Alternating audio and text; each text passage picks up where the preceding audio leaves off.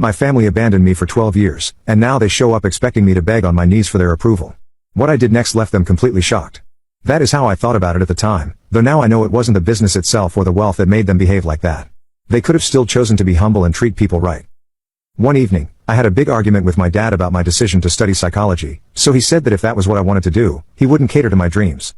He told me to leave the house because he didn't want anything to do with a son that wouldn't care about the family enough to sacrifice his own dreams and aspirations. I was hurt that he would say that, but it wasn't a shock to me. My father never liked anyone standing against his authority. If anyone tried, he would do whatever he wanted without thinking twice. He might regret his decisions later, but out of pride, he never takes back what he says. My mother tried to prevent him from making me leave, but his mind was made up. I left, and it was hard. Coming from having everything at my fingertips to nothing, thank God I was smart and got a full-ride scholarship.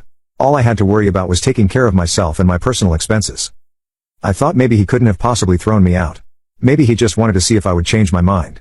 A month passed, then 2, then 6 months, and now it's been 12 years since I left. I've been doing pretty well for myself. It wasn't easy to scale down on literally everything, but I did it without any help from home. I was disappointed that my mom never tried to reach out. I thought she was better than that. I still spoke to my siblings, though, and we saw each other once in a while.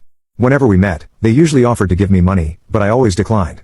I didn't want my parents' money, and I was their elder brother, so I'd rather give them money. After I got my bachelor's in psychology, I went on to work for an advertising agency, and I fell in love with it.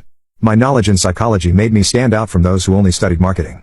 I started my own agency 4 years ago and have been helping businesses with their marketing and branding strategies.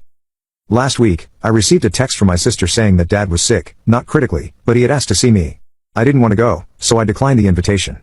He couldn't possibly think I would come running after he abandoned me for 12 years without even checking on me. As far as I was concerned, my only family were my siblings, and I had no parents. Parents don't abandon their children. My other sister also called to try to persuade me. They wouldn't let me be, and I wanted them off my back. Little sisters can be a pain in the neck. I told them I'd come by the house this weekend just so they would leave me alone. I wasn't planning on going, but I became curious about what Dad wanted to say.